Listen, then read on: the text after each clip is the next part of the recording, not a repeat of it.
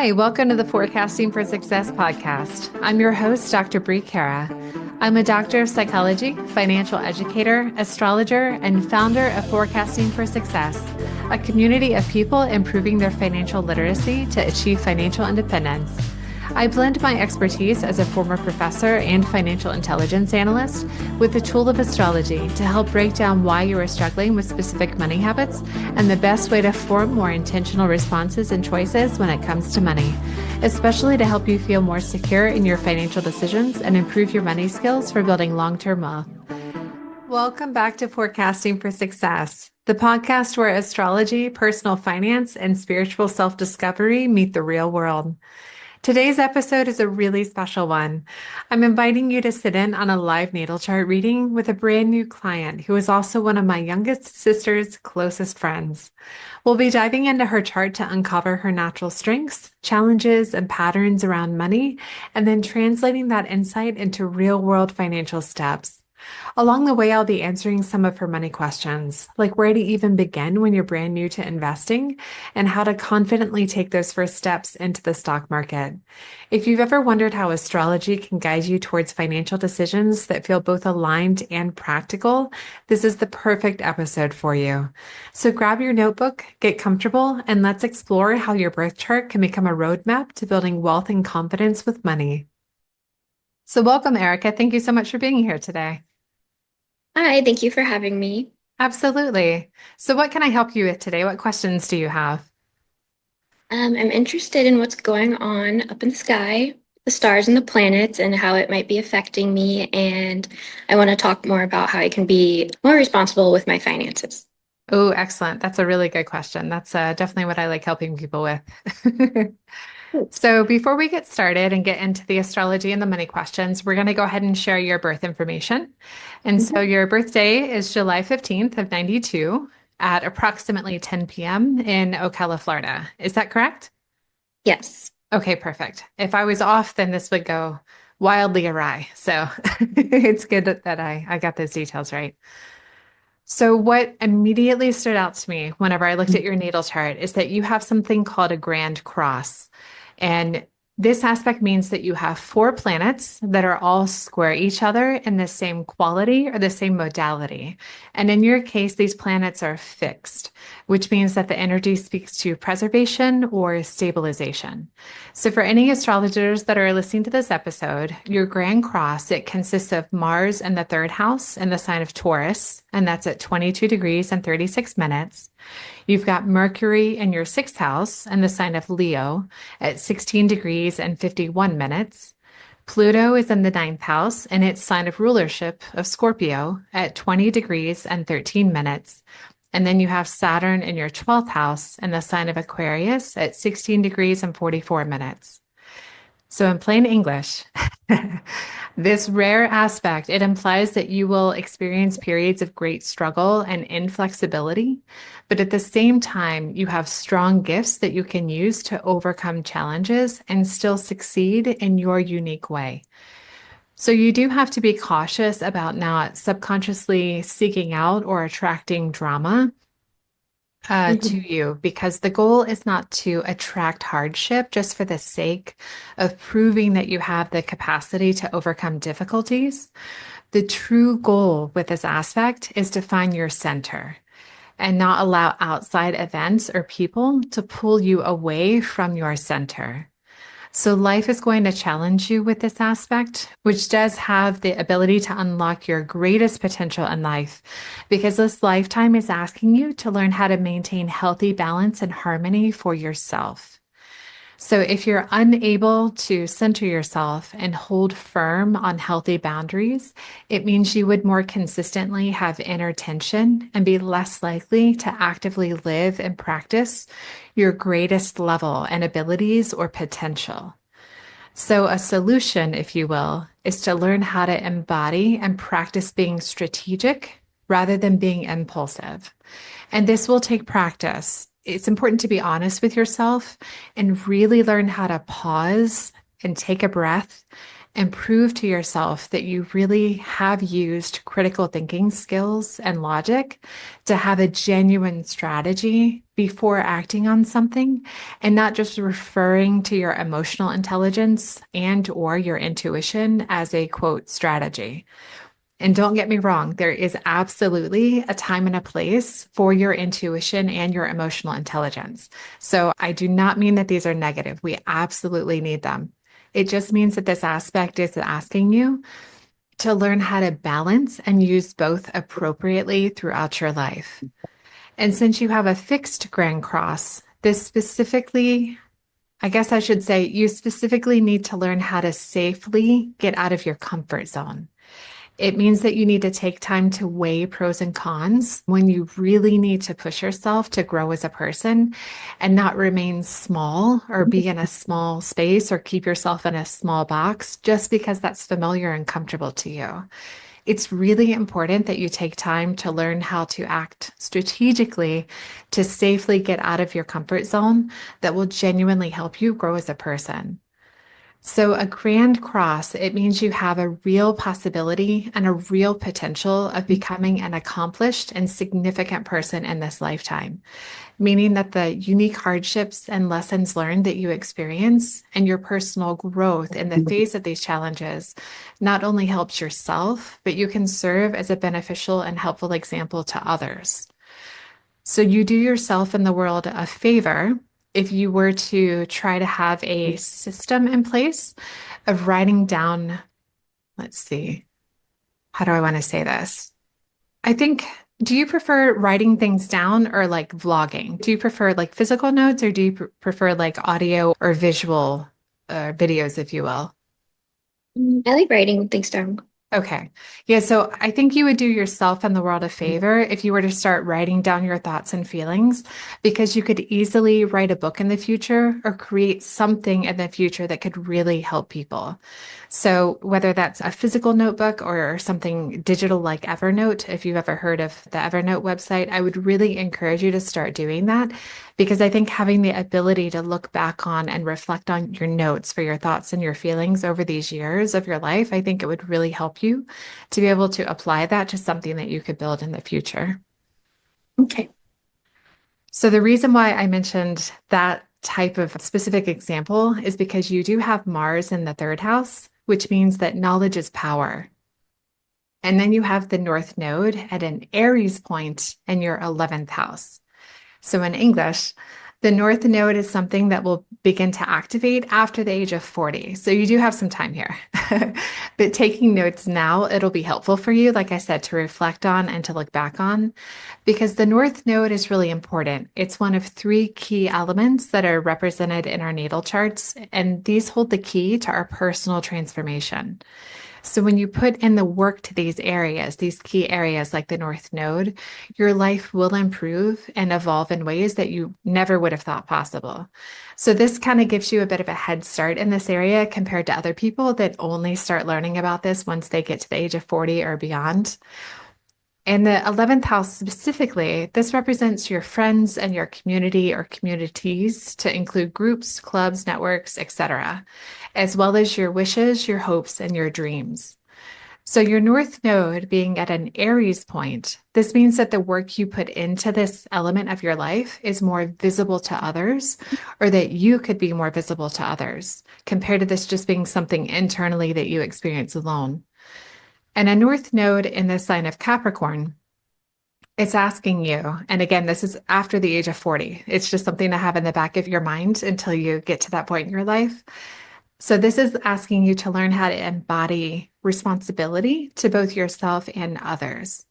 So it means to learn how to be independent in a balanced and harmonious way rather than over relying on others. And Capricorn energy is very foundational based, meaning building solid foundations and groundwork. And the North Node in Capricorn in the 11th house at an Aries point, it means that you have the capacity to establish some type of group or community one day, either in person or virtually, if this interests you, if either of these interest you, to really serve as an example to others and help others in your very unique way. And so this is why taking notes sometimes about your journey in life could be helpful and useful in the future to refer back on with accuracy, specific accuracy about your thoughts and feelings in the moment. If you wanted to write a book, start a community, or whatever it is that you might envision one day and want to take from your dreams and bring your idea into reality. Okay, awesome. I'm getting hung up on the hardships. Yeah. Am I allowed to ask questions? Yeah, it's okay. Mhm. A lot of it resonates and makes sense, but I'm just like thinking, is it like common for people to have I forgot what you referred to it as, the Grand Cross and it being fixed and just making life harder? No, it's quite rare. It really means that you wanted a specific set of challenges in this life because the point is to overcome the challenge so that you can do something with it. So you'll evolve as a person, of course. You're going to learn and be a different person one day on purpose in a very specific way to teach yourself something. But with this aspect, it means you can do something more with it. You can help others in a very unique way from whatever it is in your journey that you're going to learn and overcome through the process. And so we can get really into detail about what this means. Mhm. So, what I can do is I can talk about these very unique placements and what they represent and how they present themselves in your day to day life, like what it means and what you can do with these aspects. So, if you want, we can start with Mars in Taurus in your third house. Okay. Okay, great. So Mars being in Taurus, it's actually in detriment. And what this means is Mars is uncomfortable in this sign. It just means that Mars to its core is really all about action and results and quickness. But Taurus is rather slow and stubborn energy, and it likes to take a long time to think things over first before deciding if it even wants to take any action. But once you have made up your mind, there's no stopping you. So once you've committed to something, you're all in. It just kind of takes you a long time to convince yourself that you are all in. And that's why Mhm. there's this element of frustration or friction whenever it comes to taking action and how to take action, like what steps you're going to take in reality in order to move forward with an idea or move forward with an activity. So you do have the capacity with this placement to manifest what you want. And like I said, knowledge is power for you. You do have a really sharp and quick mind that would make you an excellent debater, for example, if you are really passionate about something. And you also have the ability to talk people into things. It's just important to check in with yourself to ensure that you're not going too far at times and trying to like force your opinion or way of thinking onto others. But you do have the capacity to make a really solid argument and can be very helpful and useful in order to help either yourself or others. Mhm. And with your Mars, it's opposite to Pluto. And Pluto, like I said, is in the sign of rulership in Scorpio, meaning it's really comfortable in this sign. This is where Pluto wants to be. And your Pluto and some other placements that I see in your chart, it really indicates that you have an excellent intuition and the ability to kind of just know things sometimes. If you might have keyed into that before, where you just kind of intuitively seem to know what to do or know what to say, if that's ever happened to you before, because there's several placements in your chart that show that you just kind of have this ability to just key in to really important information or really key into what's needed in the moment. And Pluto's placement in the ninth house, it points to being interested in changing the world, or at least learning and achieving new things by experiencing the world or even traveling the world. And whenever we were first communicating about doing this episode, you did mention that you were kind of interested in Amsterdam or interested in moving from your current location. Is that something that's still important to you? Yes, it feels like something that could be possible in the next 2 to 5 years, depending on how I handle getting my license as a therapist, whether that's in Florida, Oregon, wherever, and then workshopping, having my telehealth business in another country. And for some reason, I'm called to Amsterdam. So, yeah. Yeah. So I know that you mentioned the West Coast. Is that because the West Coast is comfortable to you because you've been there before? Yes, I've always been drawn to Oregon and Washington, and I just feel more grounded there. I feel like I feel more energetic. Like in the mornings, I don't feel as groggy, for example. Yeah, that's interesting that you would mention that because there you're closer to your Saturn line. So you would feel more grounded, even though in theory you could experience more challenges there, Mm. but you would be more grounded. Vice being closer to your Neptune line where you kind of are now. And that would be why you're kind of foggy. You can't quite get your fingers around something or grasp onto something solid. And so that definitely makes sense about where you're living now. I did do a real quick glance at Amsterdam, and it technically would be a bit better in some ways than the West Coast. And Amsterdam's unique because Netherlands has the DAFT visa, the Dutch American Friendship Treaty visa. I don't know if you've ever looked into this before, but I can send you some information on that. But what was really curious to me is that Amsterdam's really close to London, and London is where you scored quite high. So whenever I looked at your astrology for London, that is where everything was off the charts. Like you have incredible ability there to have very robust and healthy friendships, romantic relationships, an incredible professional, career. Like everything just scored really, really high for you in London. So Mhm. I just wanted to put that in the back of your mind in case you wanted to do any research for that area. But regardless of where you might move to, obviously there are many steps to work through. And money is involved in that as well, making sure that you financially could do things in order to get yourself where you want to be. So we'll get into that some more here in a bit. Okay, very interesting. So, getting back to this Mars Pluto opposition in your Grand Cross, this placement is asking you to learn how to appropriately be in conflict through trial and error. So, this placement is asking you, or this aspect, it's asking you to learn how to have healthy boundaries when conflict is necessary and how to manage your own emotions, actions, words, and expectations when needing to overcome conflict.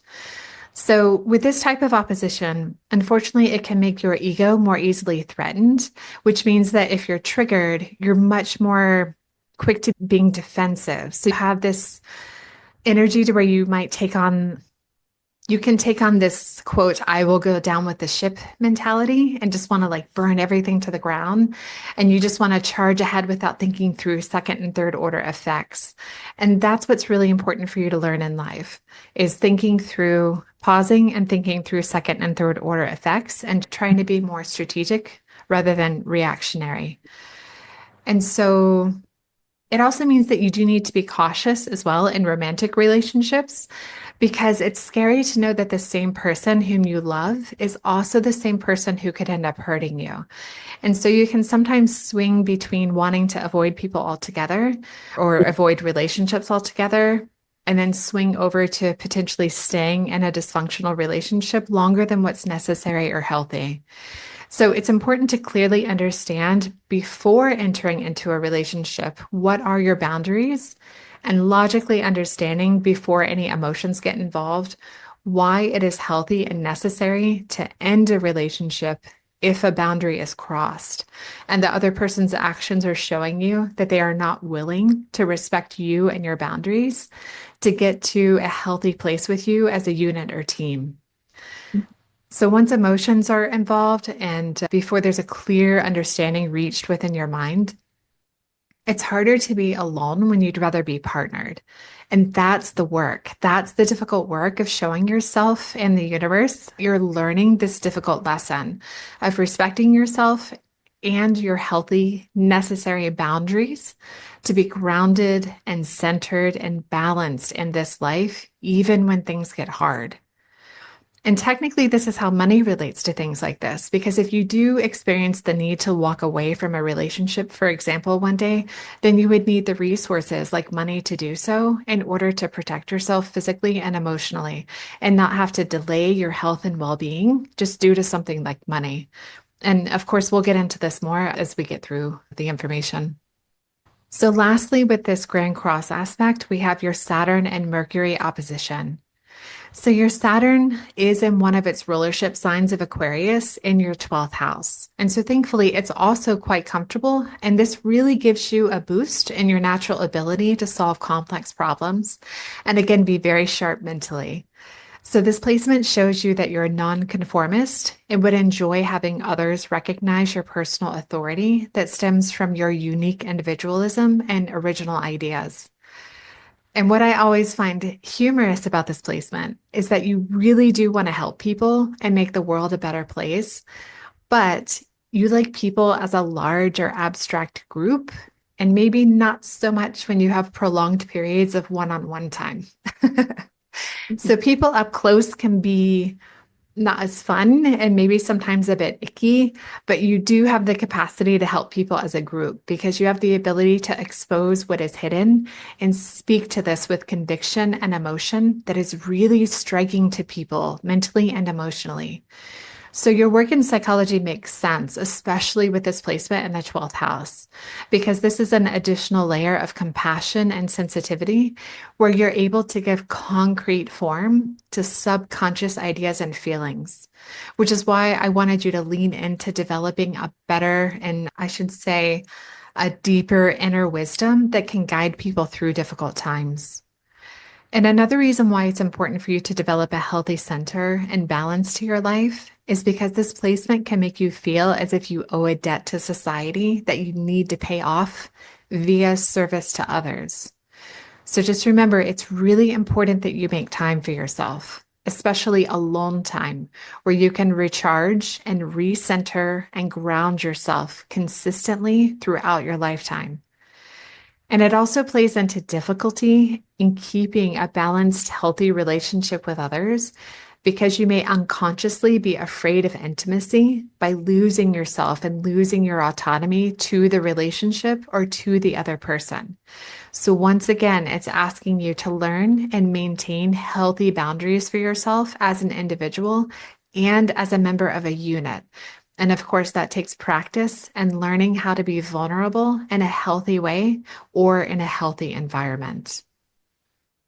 And this Saturn placement is opposite your Mercury in Leo in your sixth house. And this is what gives your words authority and conviction. This placement in the sixth house, it means you enjoy unique and specialized knowledge, as well as work that stimulates your mind and work that allows you to do a good job and serve others. So it's important with this placement to learn how to ask the right questions at the right time, because you may notice that your unconscious mind can sometimes try to speak to your conscious mind through physical symptoms. So, for example, if your neck sometimes is sore, rather than just absently wondering, I wonder why my neck hurts today. Instead, learn to pay attention and think, why does my neck hurt when X specifically is happening? Meaning, look for patterns that can point to being not aligned with your values or something that's challenging important boundaries that you have established and boundaries that you want to maintain. So, this placement means it's important for you to actively live the saying, mind over matter, meaning ensure you have healthy and positive mental images of yourself for both your physical and mental wellness. So it will be important for you to make time for relaxation techniques that feed your soul and mind. So find something that you enjoy, whether that's yoga or hot yoga or some type of meditation. So either a traditional meditation or even something like a walking meditation. Just something that you would enjoy and could consistently maintain over time. And lastly, what I'll say about this opposition between Saturn and Mercury, it points to a strong desire of wanting to find, quote, the answer for what is either right or wrong, since you really crave a solid answer and would prefer to offer a simple, singular solution to something. So, what life is really asking of you is to find balance and learning how to use different labels or titles or whatever's appropriate over time as you naturally evolve and change, because life just doesn't have a singular right answer. Life is more about being on a spectrum. So we and things and events, we slide along different spectrums. So there are, quote, right answers in the moment, but that doesn't make it the right answer for every person all the time in all scenarios. And that's messy, but it's okay. So it's just about learning that spectrum rather than a singularity. So those are all the major findings that I see from your fixed grand cross. And once again, the takeaway is finding a center, finding balance, and then establishing boundaries for yourself to maintain that balance. Do you have any other questions about that or anything that I might have mentioned? There's a lot of things resonate, and I'm just taking it all in, but I don't think I have any questions at the moment. They're all swirling in my head. I can't pick one. Yeah, that's okay. Sounds good. And then I've just got a little thing that I saw that kind of relates to this that I wanted to mention to you. And so you also have what's called a mystic rectangle, which I find very cute. It is technically just a rectangle, but that doesn't sound fancy. So, once again, for any astrologers listening, this aspect of having a mystic rectangle, it means that you have two oppositions. And in this case, Pluto is opposite to Mars, and your sun is opposite to both Neptune and Uranus that are conjunct. And it has two trines, meaning Neptune and Uranus are trine to Mars, and Pluto is trine to your sun. And then you have two sextiles, meaning Pluto is sextile to Neptune and Uranus, and then your sun is sextile to Mars. So these oppositions are what drive your success in life because you're working hard to overcome obstacles and find solutions. And then the trines and the sextiles, they bring you luck on your journey and on the outcomes. So, in plain English, what this means is you have the ability to have a successful professional life if you put in the work of getting safely outside your comfort zone, working through the challenges that life throws your way, and then finding unique ways to share your lived experience and lessons learned with others to help a group or community of your choosing. So, what this is it's really nice to have a softening, if you will, a softening of that grand cross. So, rather than just having endless obstacles or endless oppositions, what this means is you do have a softening of that. And, like I said, luck and expansion of what's possible by this additional rectangle in your chart. And so, it was really nice to see that instead of just seeing the grand cross because to me, it further emphasizes you are really meant to be pushed to go somewhere and have that mean something, not just to yourself, but to share it with, like I said, a community of your choosing. So I'm really excited for you to see where you end up in life, where you go, because you genuinely have the capacity to be known for bringing something new, bringing some type of new solution or wisdom to a group of people, a very unique group of people to help them. And so, at least in my opinion, that's very exciting. Yes, that's I was thrown a bone. Absolutely.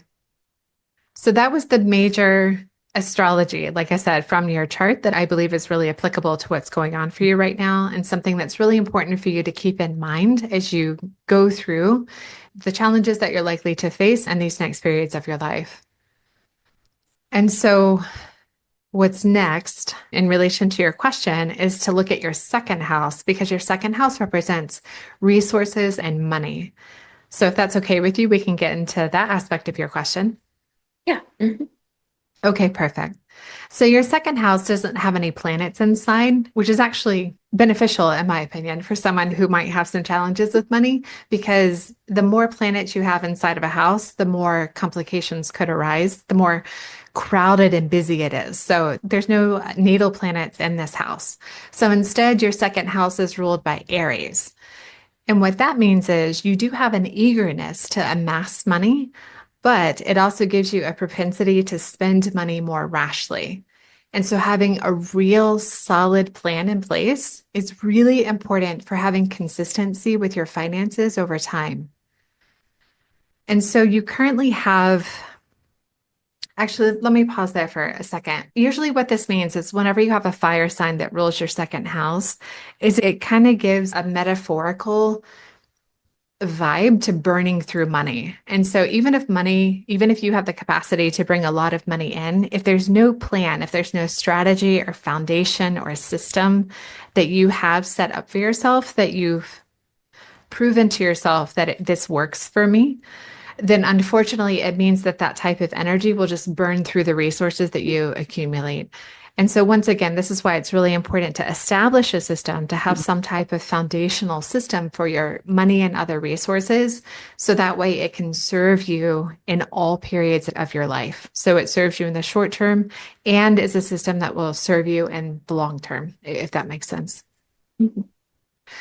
And so, what I do see happening is that you currently have Chiron transiting your second house.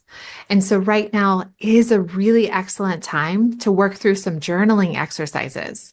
So, I would ask that you do yourself a favor. And for example, on the full moon of each month, spend about 30 minutes, maybe an hour if you can spare that much time. And it would be good if you think about and write down any thoughts or emotions that come up for you about where you are spending money or otherwise expending resources that no longer serve you or are used in a way that just put a band-aid on a situation that might need more adequate medical care.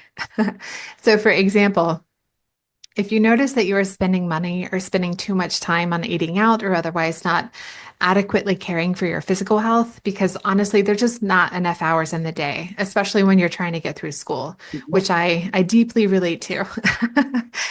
So, spending money like this, it's like putting a short-term band-aid on a solution that really requires more care. So, for this example, you would need to adapt a more holistic solution to be respectful of your health, your time, and your budget. So, for instance, it would be really good if you could come up with some type of resource plan. So that's an example of something to do on the full moon. It's just to think through what's no longer serving you. That way you can identify it and make it real. And then that way you're consciously aware of what is no longer meeting your needs. And then on every new moon, you can journal about bringing in new systems for your resources and thinking about your ideal life. So use this time to come up with solutions to what you identify on the full moons or expand on and get really detailed about new systems and new resources during the new moon, if that makes sense. Mhm. Yeah. Because Chiron exposes our wounds. It's things that hurt us early in life, and we now carry those wounds across our lives if we're not careful.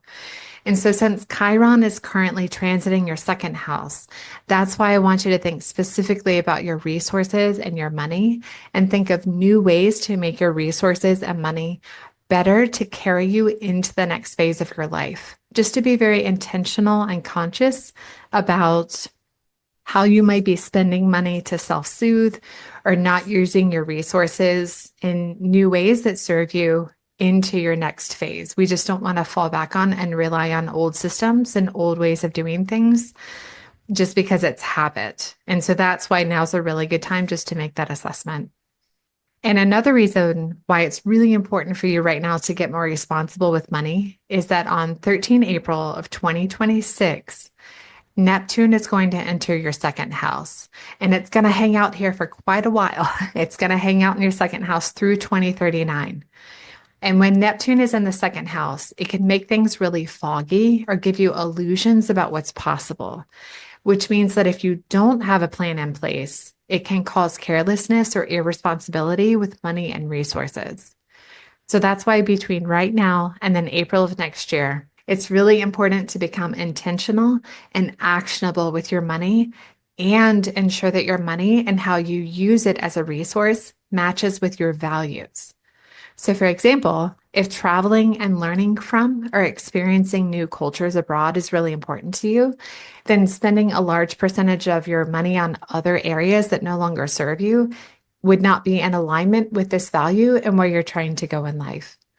Because Neptune, it really tests our boundaries and it can cause us to have confusion. So if we're not prepared for a transit like this, especially whenever it comes to something like money, then the consequences could be higher than if we try to be prepared for having a test in this area of our lives.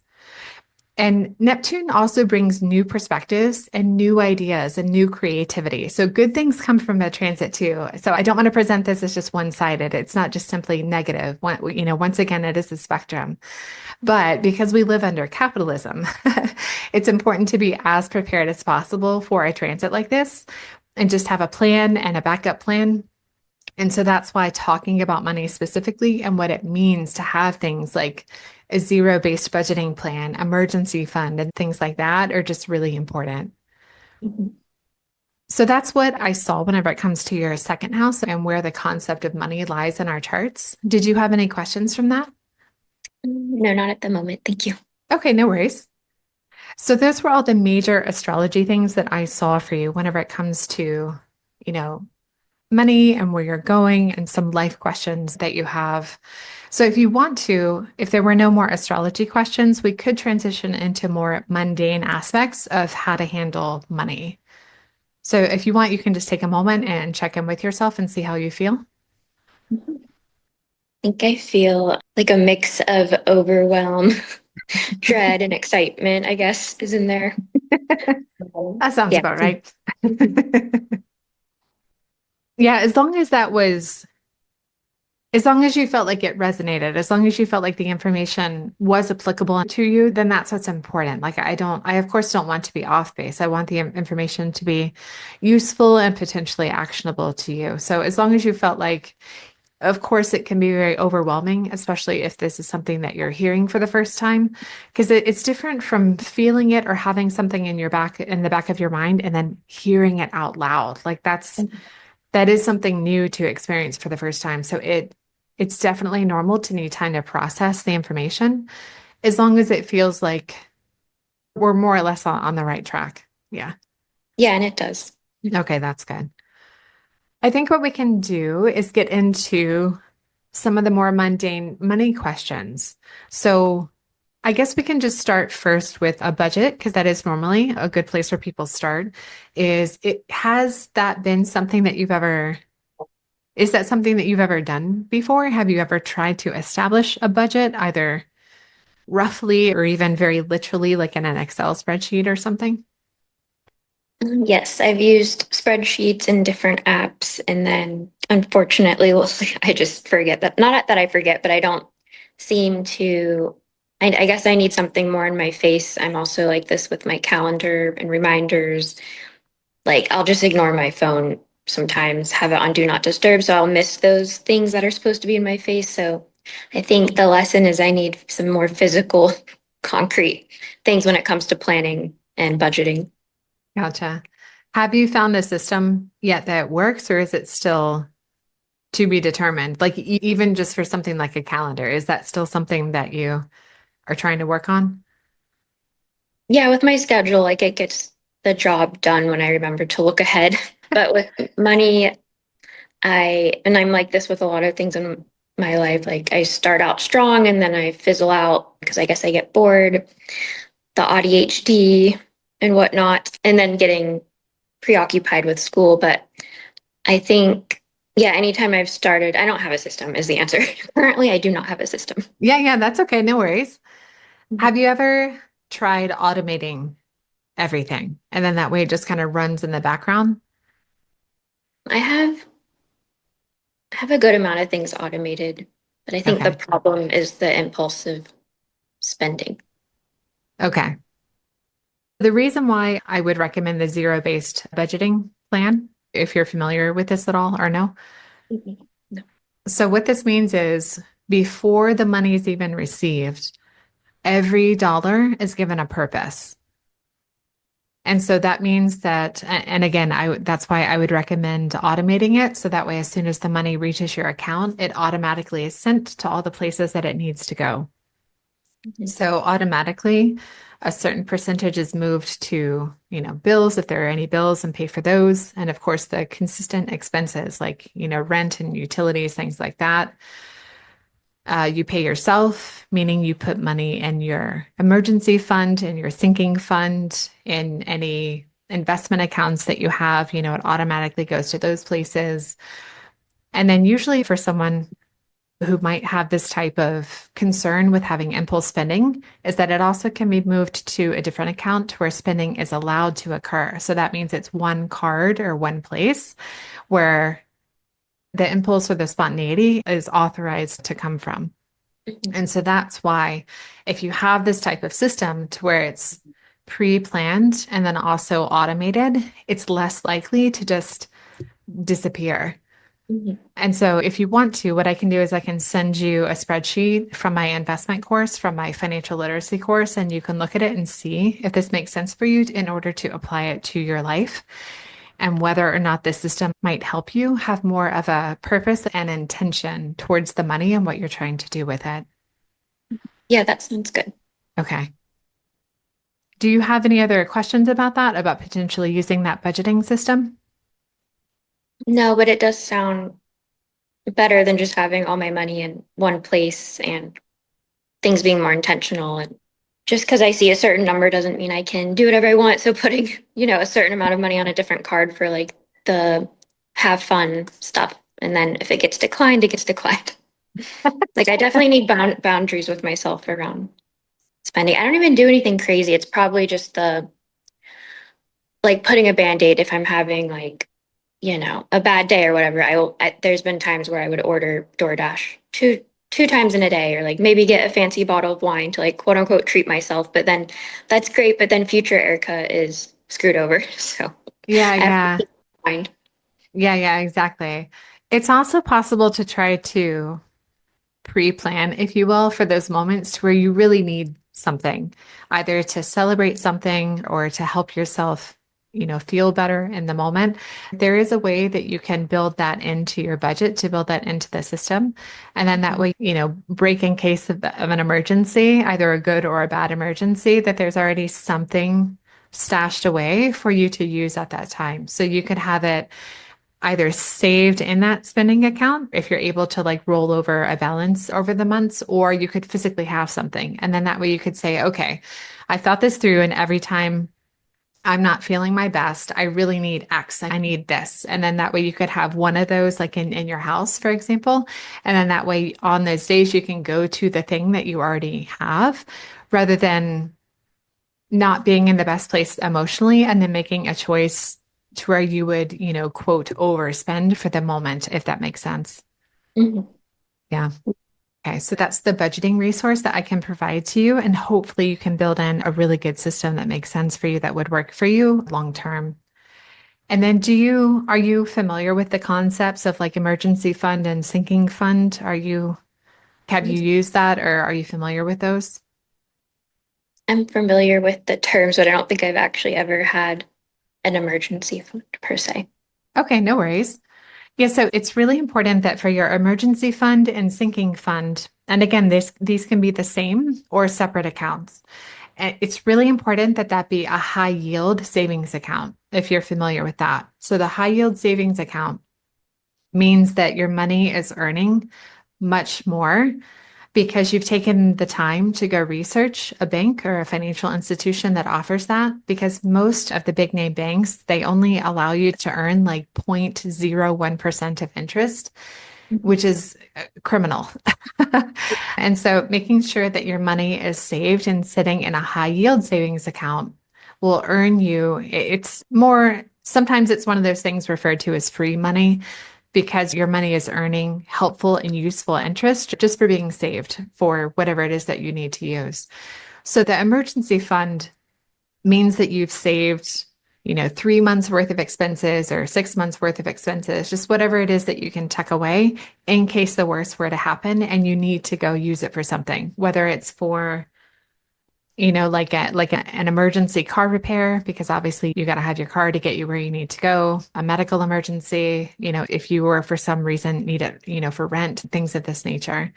Mhm. And then the sinking fund means that you have something in the future that you already know that you need to spend money on. And then this gives you a period of time to save up for it. So this can be something like a new car that you want to buy, or a big vacation that you want to go on, just whatever it is that you might need to spend money on, but it's a big chunk of money. So you do need time to save up for it.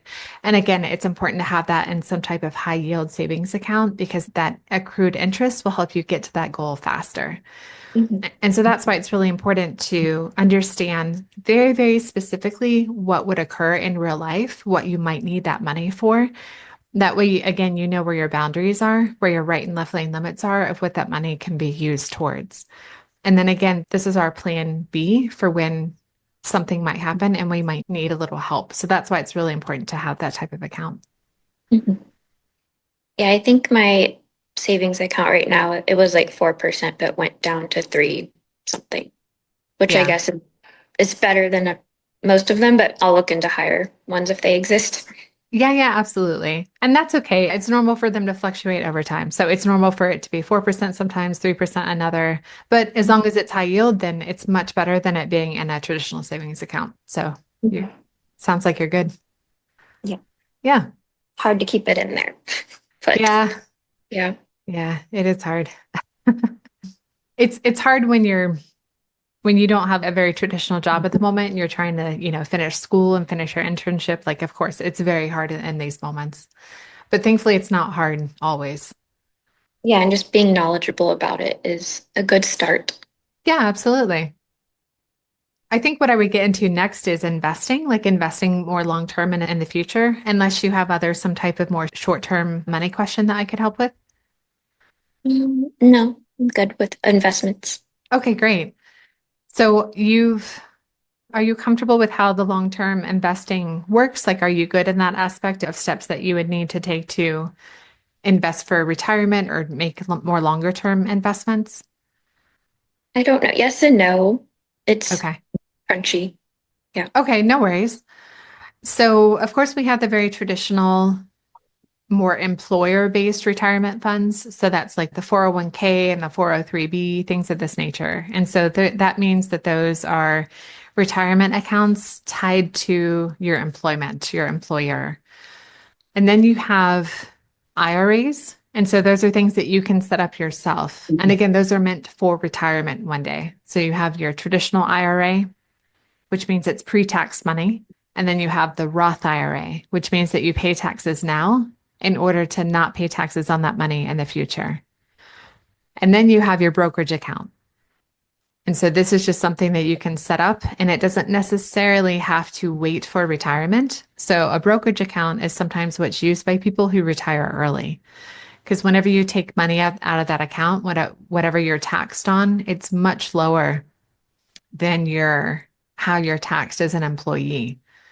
And so that's why it's okay in order to use that money because it's taxed less in order to wait and get you to retirement to then use the more traditional retirement accounts. So those are like the three main buckets that people use to invest in order to get themselves the nest egg, the amount of money that they need one day to retire. And Mhm. again, that's a choice that everyone can make about when they want that to happen. So some people want to opt out as soon as possible. They say, life is short. I don't know what's going to happen in the future, and I want to enjoy as much time as I have. And so they work really, really hard to be able to leave the workforce as soon as possible. And of course, that means different things to different people. So some people don't want to work at all. And then other people just want to work part time. Sometimes people they call it barista-fi. And so it means that they might just work at a coffee shop for like 4 hours a day, like 3 days a week. And then other than that, they can live on their investments and they have a very happy life doing that. And of course, a lot of people are digital nomads to where they're able to work from wherever. And then other people, they really enjoy working. They want to work for very long periods of time. And so they don't try to front load their investments. They just do consistent small increments over time. So it just depends on whatever it is that you want your life to look like. Mhm. So whenever you do your investments, hmm, are you currently at a place in your life to where you could be making investments, or do you need some more time to get through school? Mm, I think it's possible. Have I have some experience with investing, but I have like I guess I have a negative view on it because it just not in general, but what happened to me wasn't great. And Oh, then the impulsivity mixed in and not having a steady income, I think I get overwhelmed by the idea of it. So like when I have a full-time job and the 401k and those traditional things, it's like you're not thinking about it. That's easier, of course, but doing it on my own and not having a steady income, it feels, I guess, not as like doesn't make as much sense to me, but I want to get in the habit of it and not have this negative thing like that happened to me, I don't know, 4 years ago. I want to let that go and not just be like, I don't care about this stuff. And like, I need to care. I can't just ignore this stuff, especially as it's getting harder and harder for people to retire. yeah, yeah. Well, I'm really sorry that something negative happened to you. Like that's awful. I don't want that. Well, I think I still learned a lot, but it, I don't know how to explain it, but I think I was just following the advice of someone that it didn't make sense. Mm, Take the advice, lifestyle differences. yeah, And yeah, yeah, yeah. Well, yeah, unfortunately, lesson learned. I also have many of those. Mhm. Yes. Yeah. So are you familiar then with like Vanguard? Like, did you use like a traditional investment platform, like a website or something? No, this will probably explain things more. I was more involved with cryptocurrency. Oh, goodness. And it's not as bad as it sounds. Like things have gotten way scammy since then, but Yeah, I think around COVID, it was working really well for me. And then basically that ended up being my emergency fund, I see. which was nice, but it just felt sad. It was very volatile, basically. Of course. Yeah. And I think that's my main experience. So it makes sense that it was scary. And then, because it's not traditional at all and it's newer and yada yada. And then the 401ks, Okay. that you don't have to think about Yeah, so yeah. as much. Yeah, Mhm. yeah. That makes sense. Have you had a 401k before? Have you done that before? Yes. Okay. Do you have control over that 401k or is it just like floating off there in a former employer's bank account or something or whatnot? Yeah. I don't know if there's two or if they were merged, but they're definitely floating out there and I just haven't looked into it. Ah, okay. Okay. That's another resource that I can send to you. I'm just going to make a quick note. Thank you. Okay. I'm basically like in la la land when it comes to those things because I guess it's hard for me. Like just with grad school too, it's like I can barely even think about eating enough food for the day.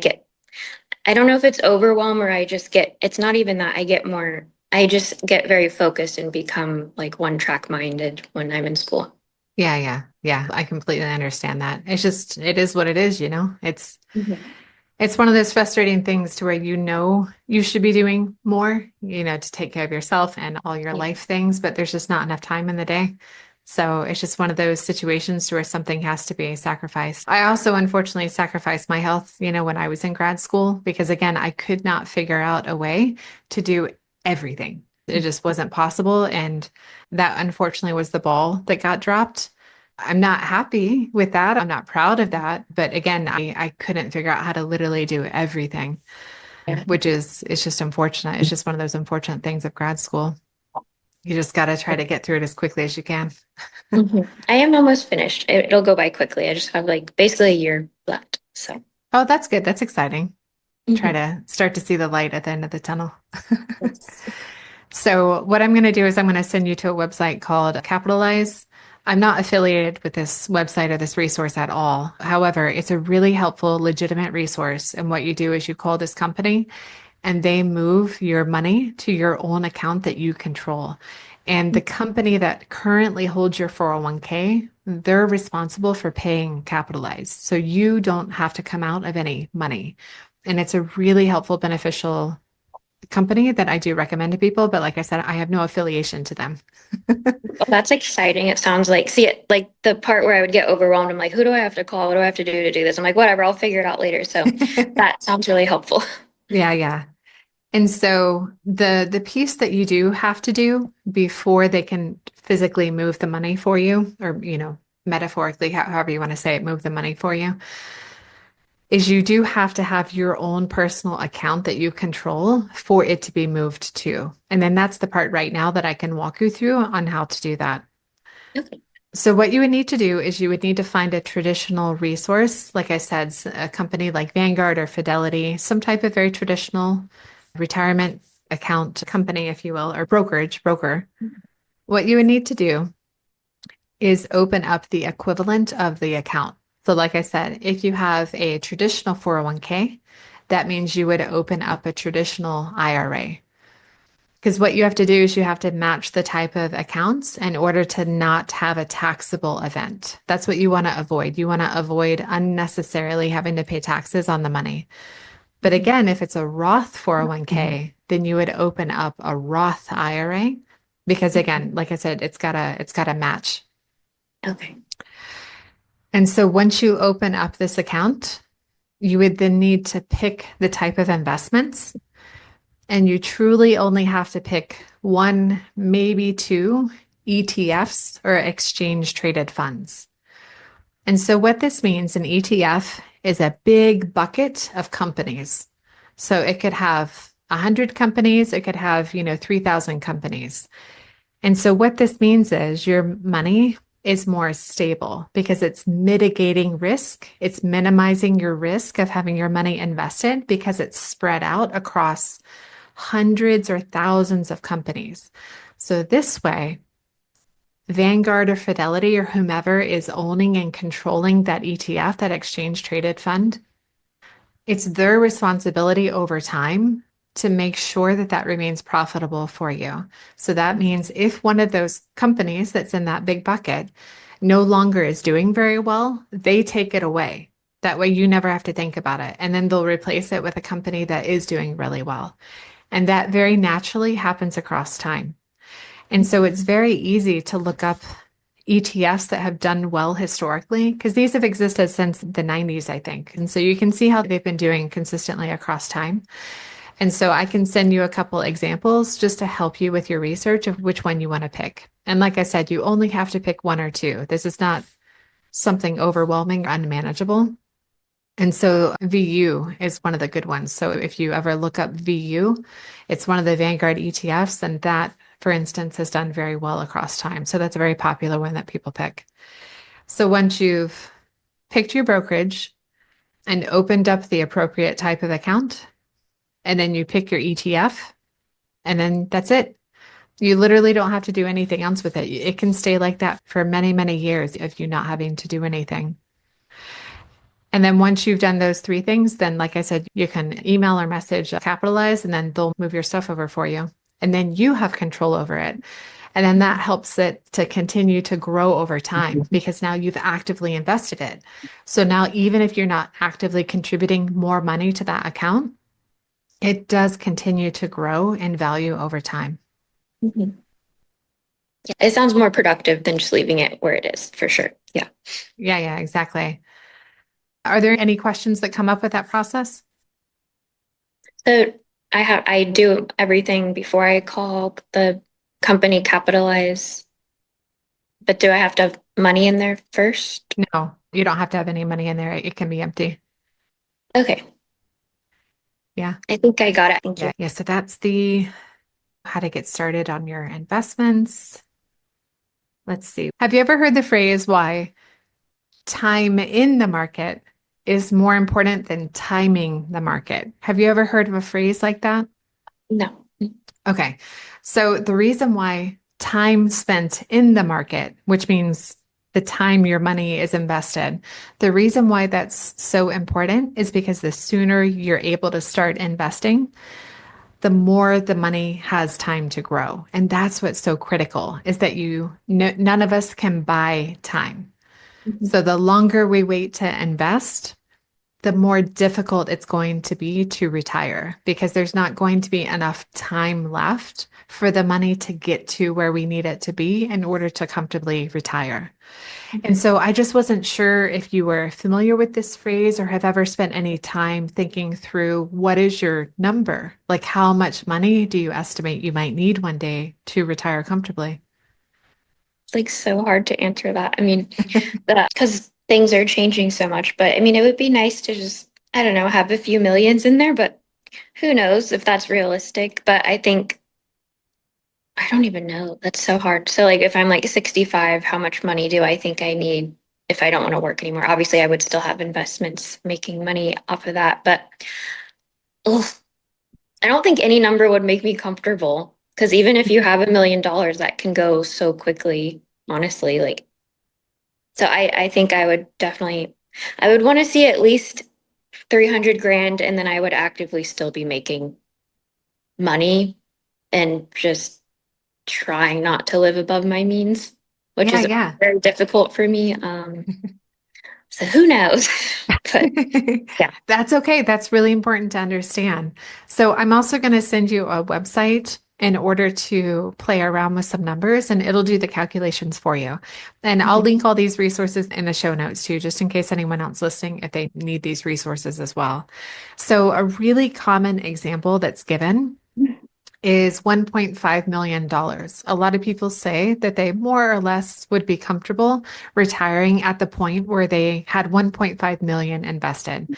Because what this means is that you can withdraw about $60,000 every year and more or less be comfortable because that's about $5,000 every month. So at least many people say that this is doable for them. That's at least, survivable, that's livable.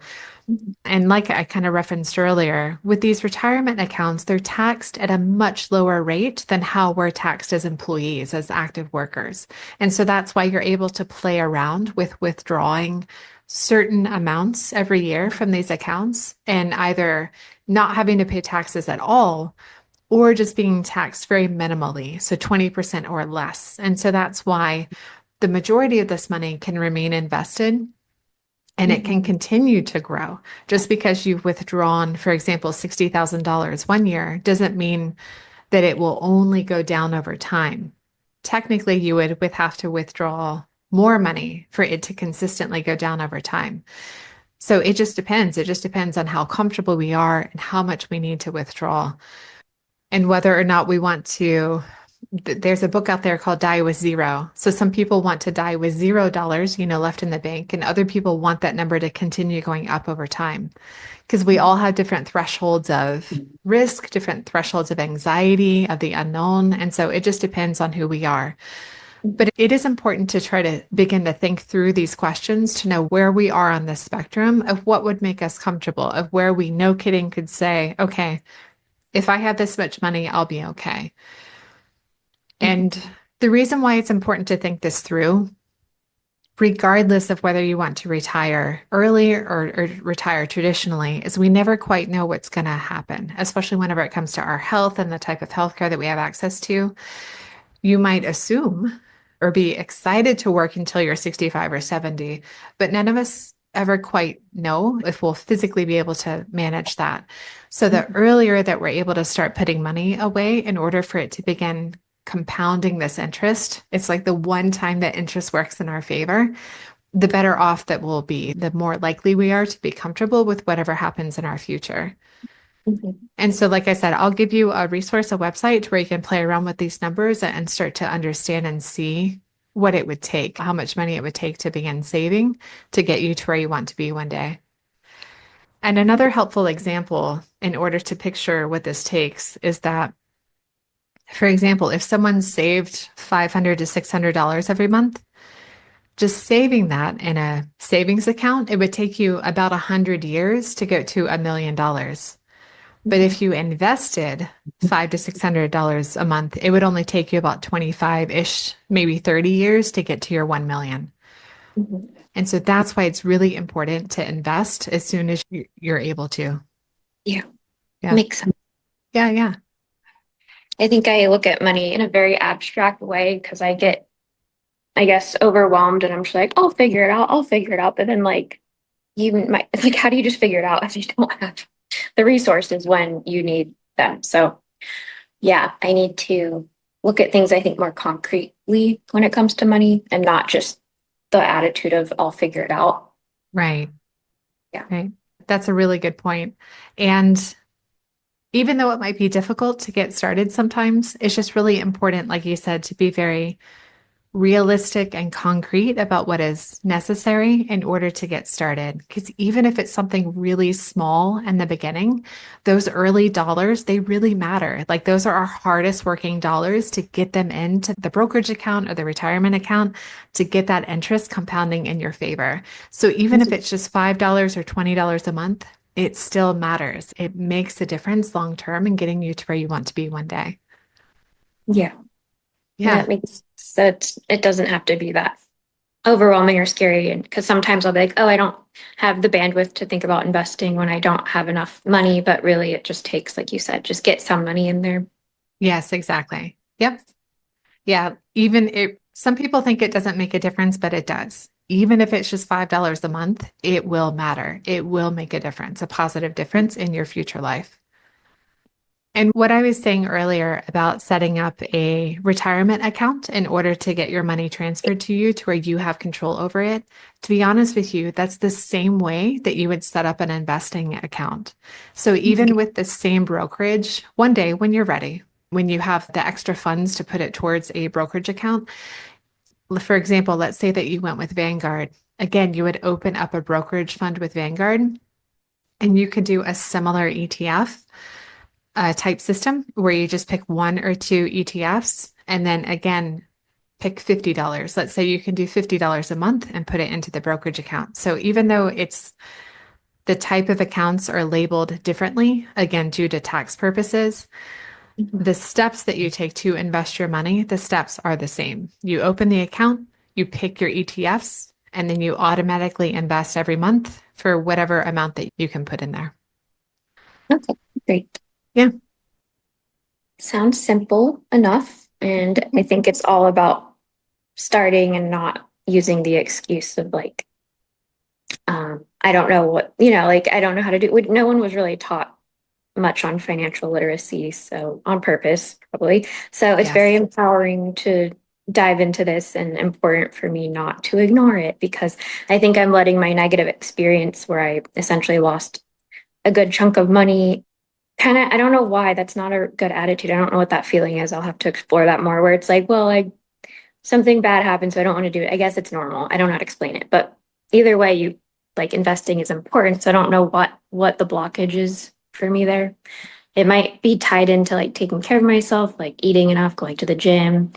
So I need to explore why I'm like resistant to taking care of myself. It's very strange. So, Yeah, I think just because there was harm, your avoidance of it is a way for you to believe that you're protecting yourself. mhm. And so it might be some type of correlation like that to where Yeah. there was harm. And so this might be your way of believing that you're protecting yourself from further harm like this of losing money. And Mhm. that's completely understandable. That honestly is a big reason, a very common reason as to why people avoid making investments is because they hear of or have experienced, unfortunately, just losing money that it has Mhm. happened before. To your point, we're not taught financial literacy because it ensures that we have to work the full 40 plus years. If we Mhm. don't learn how to make these investments, then we're trapped. We're trapped in a system that causes us and forces us to work for, the majority of our lives. Mhm. And it's important to try to pre-plan out important bucket list items because sometimes all of our big things that we want to accomplish in life can't wait until we're 65. Sometimes the Mhm. really big, important things, big, important life events that we want to experience have to be when we're young and physically fit, physically able to do whatever the big life event thing is. And Mhm. so that's why knowing that you have put aside money to do a big, important thing is there, as well as future investments that you're making to make sure that when you do reach your retirement age, that you're also prepared for that as well. And so that's why thinking about your life in different, 5 year chunks or 10-year chunks is just as important as the big, 30 plus year chunks as well. Mhm. 'Cause Yeah, it's, I think it's more important because, like you said, you don't know what's going to happen. An accident might happen and you can't work when you're like 50 or whatever. So I'd rather focus on like just the chunks, like the next 3 to 5 years. yeah, yeah, I mean, still have to exactly. think about the big stuff, but yeah, I think it's more important. Yeah, yeah. Some things are time sensitive. And so you don't want to miss out on something just because you keep putting it off and keep putting it off until the age, 65 plus. Sometimes we need a young, physically fit, healthy body to do something that is important to us. Mhm. And I understand that there's always some type of privilege caveat in there. It just depends on who we are and the life that we've been given. So I do understand that there are various Mhm. privileges assumed in this conversation, but we just try to have to, like you Yeah. said, prepare rather than avoid. Yeah, I've definitely been avoiding a lot of those things, but I do think my main investment experience, like I said, was volatile, but this sounds way more stable, and there's not as much risk with it, and I don't even have to think about it. Like you said, they're in charge of seeing what EFTs I think you said are good and which ones aren't, and they'll take your money out of the bad ones. So that's great that you don't have to think about it and it's spread out, so it's not again as risky because it's spread out. So that feels a lot better for me already. Yes, exactly. Yeah, it's much more traditional in that sense, and it can be automated. So that way you don't have to think about it or accidentally, spend money that you wanted to invest on something that's very fleeting or temporary. Mhm. And thankfully, financial literacy is much simpler than what a lot of people would a lot of the messaging that's out there. Like it's a very simple skill that anyone can learn. It's not big and complicated because again, there's big complicated messaging out there just because people want to make money off of that naivete. And that naivete is built into the system, unfortunately. But it really is simple. It really is doable for yourself or anyone else that wants to learn how to do this themselves. So I'm really excited that you want to take this step and get yourself into a better system that works for you, that matches your values now and will match your values in the future as well. Yeah, thank you so much. I feel a little lighter about the future, I Oh, guess. that's exciting. I'm glad to hear that. I'm so happy. Yeah, Yeah. Do you have any other thoughts before we wrap up today? not at the moment. No. Okay, perfect. Well, thank you so much for being here today. I really appreciate your time. Yeah, thank you so much. And it was equal parts exciting and I guess I won't say dreadful. I have a lot to reflect on and need to tune into my logical brain more than the intuitive emotional brain. Yeah, just that balance between the two. Both are equally important. There's just a time and a place. I want to thank you so much for joining me this week on Forecasting for Success and let you know that you can read the transcript for each podcast episode on my website, which is linked below in the show notes. I've also included the link to send me your money questions if you'd like to be a guest on the podcast at forecastingforsuccess.com/podcast. And if you're ready to get started on improving your financial literacy and developing your own personalized money plan, I encourage you to join my Forecasting for Success community, where I teach you everything you need to know about budgeting, how to choose your retirement number, how to invest in the stock market, and so much more. I go live in the community each month to check in on your progress and help answer any questions you may have. And it's a supportive community where you can also check in with other members and learn from their experiences as well. I hope you take good care of yourself, and I'll talk to you next week.